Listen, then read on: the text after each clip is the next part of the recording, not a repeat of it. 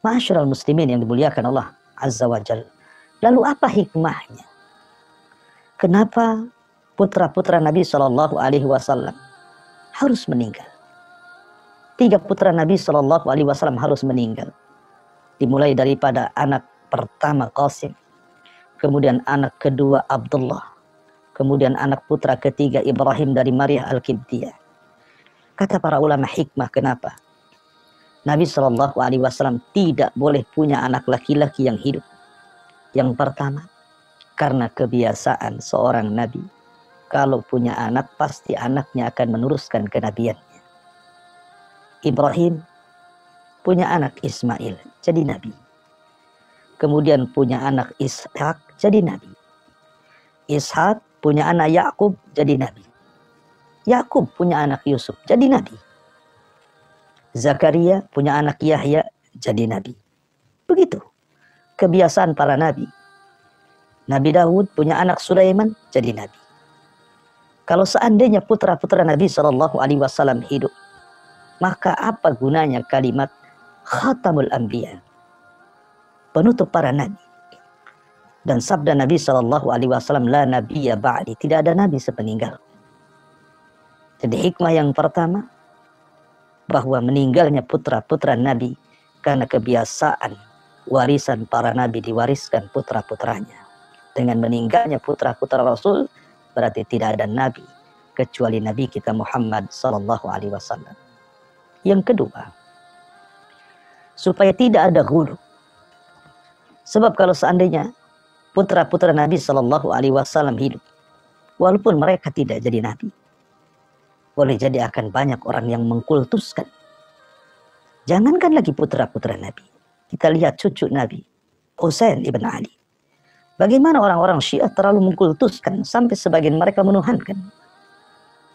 Maka supaya tidak ada hulu, tidak ada ekstrim dalam memuja dan memuji dalam Islam.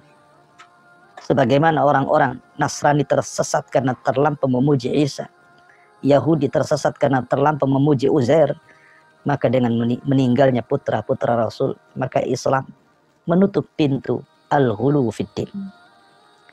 Kemudian hikmah yang ketiga, bahwa Nabi adalah warisan semua manusia, bukan warisan putra-putranya.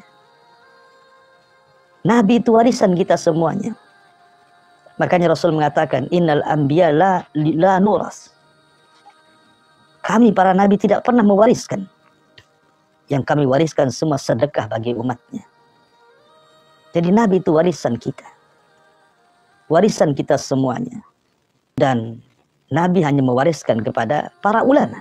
Makanya al-ulama warasatul anbiya. Ulama itu pewaris para nabi. Kemudian yang keempat hikmahnya. Karena dengan tidak hidupnya putra-putra Nabi Shallallahu Alaihi Wasallam, maka terjadi kekhilafahan. Kekhilafahan di luar daripada jalur kenabian. Abu Bakar dari Bani Taim, Umar dari Bani Adi, Utsman dari Bani Umayyah, Ali dari Bani Hashim. Sehingga terjadilah syura, dan itu menjadi hikmah luar biasa bahwa Islam digenggam oleh orang-orang sekitar Nabi Shallallahu Alaihi Wasallam, dan tidaklah Rasul meninggal kecuali sudah tersiapkan dalam Islam semua ada dari seluruh aspek sahabat-sahabat Rasul Shallallahu Alaihi Wasallam. Apa yang dihajatkan manusia ada, dan itulah ilmu parenting yang luar biasa dari Nabi Shallallahu Alaihi Wasallam, mampu mengkader setelah wafatnya yang dihajatkan dalam Islam ada semuanya. Dan yang terakhir itu hikmahnya, bahwa dengan meninggalnya putra-putra Rasul, di sini ada ujian berat bagi Nabi. Karena Rasul yang mengatakan, inna asyaddal bala indallahil anbiya, yang paling besar ujiannya hanya para nabi. Kemudian summal amsalu fal amsal, kemudian orang setelahnya. Artinya bahwa Anda yang tidak memiliki keturunan, Nabi punya keturunan tapi meninggal, sama juga tidak punya keturunan. Atau Anda yang kemudian ditinggal meninggal oleh putra putri, baik ketika bayi atau ketika besar, maka itu pernah dialami oleh orang terbaik manusia Rasul kita Muhammad SAW dan jadi sebuah teladan bagaimana cara menghadapi musibah apabila berkenaan dengan meninggalnya putra dan putri kita. Karena bagaimanapun musibah terbesar dalam keluarga adalah ketika meninggal buah hati kita.